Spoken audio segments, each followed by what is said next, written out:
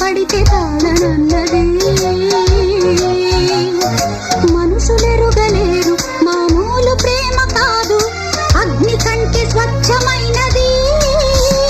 మమకారమే ఈ లాలి పాటగా రాసేది హృదయమా,